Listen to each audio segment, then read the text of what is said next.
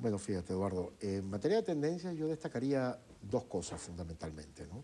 La primera, la característica de la campaña de los candidatos del PSV y el Polo Patriótico. Si bien han sido campañas de carácter regional, han tenido un elemento que las ha articulado en términos de lo nacional. Es decir, básicamente los candidatos del Polo y del PSV le han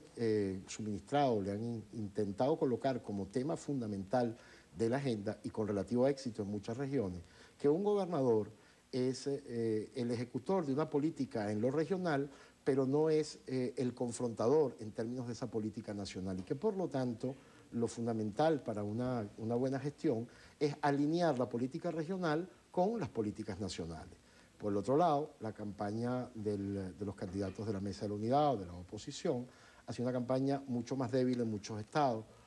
menos articulada, algo con algunas contradicciones importantes en algunos estados donde incluso inicialmente podía haber alguna tendencia favorable al candidato de la Mesa de la Unidad, pero las contradicciones, los conflictos en algunos de esos estados creo que ha mermado mucho la fuerza de esa campaña. Entonces, de cara al 16 de diciembre, yo diría que esos son los dos elementos que caracterizan, por un lado, la campaña del PUCB y del Polo Patriótico y por el otro lado, la campaña de la Mesa de la Unidad. Y ante la pregunta que se hace mucha gente sobre los colores del mapa de hoy y del que resultará del 16 de diciembre,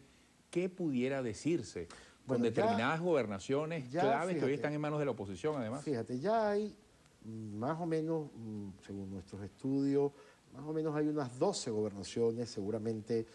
terminarán dentro de una semana de ajustándose un poco más y pueden llegar a 14 gobernaciones, donde claramente ya hay una tendencia electoral que le da un escenario favorable de victoria a los candidatos del PUCB y el Polo Patriótico, entre 12, 14, que ya son, digamos, tendencias electorales con la suficiente fuerza como para uno a estas alturas, todavía faltan 2 semanas y algo de campaña, o casi 3 semanas,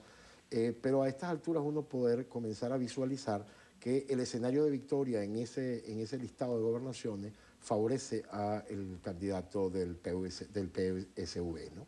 Luego hay lo que uno llama los escenarios de las confrontaciones más fuertes, donde la discusión y el debate electoral y seguramente el escenario electoral definitivo solo va a estar definido a pocos días antes de las elecciones. Estamos hablando, por supuesto, del estado Zulia, que quizás es una de las más emblemáticas en términos de este debate, y seguramente del estado Lara, es decir, van a ser confrontaciones muy fuertes, donde todavía uno no puede hablar de un escenario electoral definitivo que favorezca a una u otra opción. Las tendencias se siguen moviendo. En el caso de Zulia, la candidatura de Arias Cárdenas ha ido subiendo. En el caso de Lara, estamos frente a una confrontación entre un gobernador y un exgobernador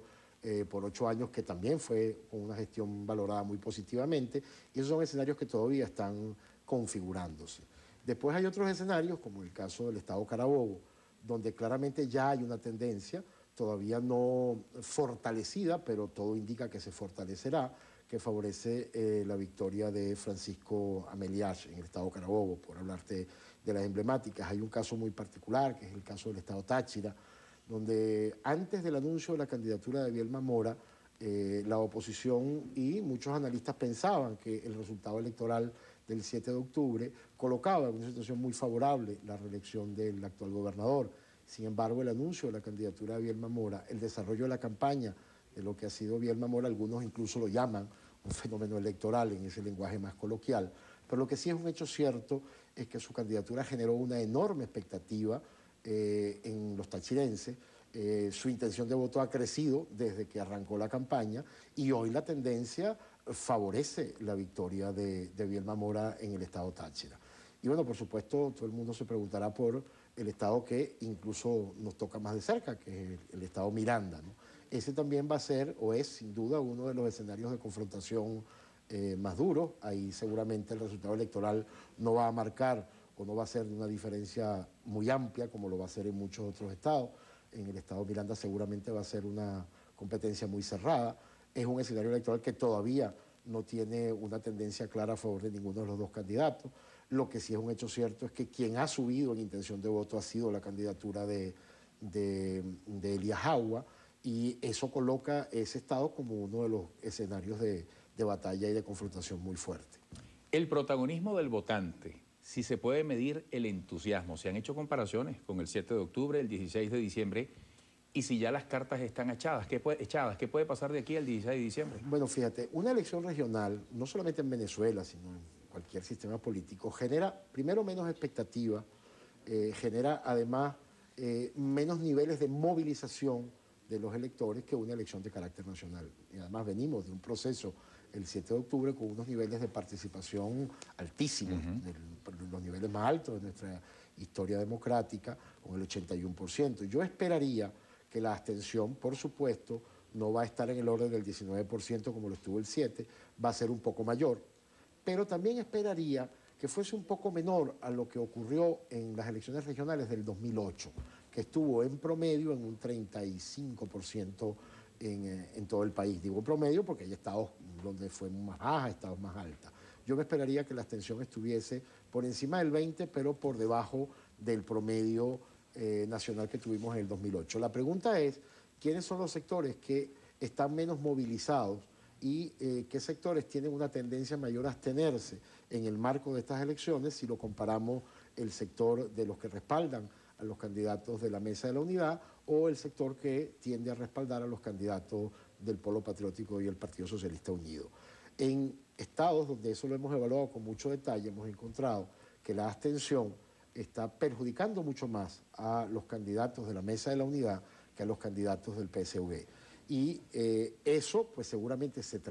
va a traducir en el resultado electoral del 16 de diciembre y seguramente es lo que algunos evalúan hoy cuando tú comparas las campañas, ves los niveles de entusiasmo, de movilización, de participación, sobre todo si la comparas con la campaña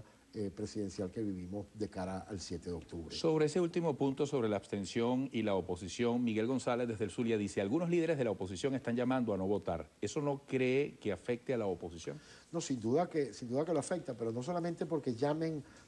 abiertamente a no votar, sino porque creo que el manejo que ha hecho la oposición después del 7 de octubre, la lectura que ha tenido de los resultados, sigue siendo a mi juicio una lectura equivocada, una lectura que desprecia elementos del desarrollo de la conciencia de los ciudadanos venezolanos, de la manera en que hoy los ciudadanos perciben y ven el futuro y las expectativas que tienen con relación al país,